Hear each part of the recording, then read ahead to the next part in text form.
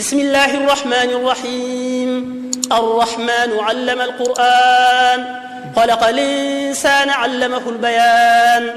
الشمس والقمر بحسبان، والنجم والشجر يسجدان. والسماء رفعها ووضع الميزان، ألا تطغوا في الميزان، وأقيموا الوزن بالقسط ولا تخسروا الميزان.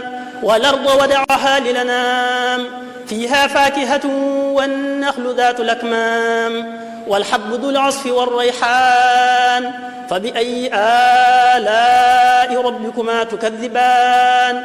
خلق الإنسان من صلصال كالفخار، وخلق الجان من مارج من نار. فبأي آلاء ربكما تكذبان؟ رب المشرقين ورب المغربين. فبأي آلاء ربكما تكذبان؟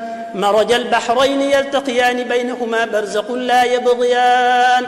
فبأي آلاء ربكما تكذبان؟ يخرج منهما اللؤلؤ والمرجان. فبأي آلاء ربكما تكذبان؟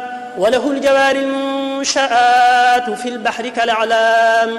فبأي آلاء ربكما تكذبان؟ كل من عليها فان ويبقى وجه ربك ذو الجلال والإكرام. فبأي آلاء ربكما تكذبان؟ يسأله من في السماوات والأرض كل يوم هو في شأن. فبأي آلاء ربكما تكذبان؟ سنفرغ لكم أيها الثقلان. فبأي آلاء ربكما تكذبان؟ يا معشر الجن والإنس إن استطعتم أن تنفذوا من أقطار السماوات والأرض فانفذوا لا تنفذون إلا بسلطان. فبأي آلاء ربكما تكذبان؟ يرسل عليكما شواظ من نار ونحاس فلا تنتصران. فبأي آلاء ربكما تكذبان؟ فإذا انشقت السماء فكانت وردة كالدهان. فبأي آلاء ربكما تكذبان؟ فيومئذ لا يسأل عن ذنبه إنس ولا جان. فبأي آلاء ربكما تكذبان؟ يعرف المجرمون بسيماهم فيؤخذ بالنواصي والأقدام. فبأي آلاء ربكما تكذبان؟ هذه جهنم التي يكذب بها المجرمون، يطوفون بينها وبين حميم آن. فبأي آلاء ربكما تكذبان؟ ولمن خاف مقام ربه جنتان. فبأي آلاء ربكما تكذبان؟ ذواتا أفنان. فبأي آلاء ربكما تكذبان؟ فيهما عينان تجريان. فبأي آلاء ربكما تكذبان؟ فيهما من كل فاكهة زوجان. فبأي آلاء ربكما تكذبان؟ متكئين على فرش بطائنها من استبرق وجنى الجنتين دان.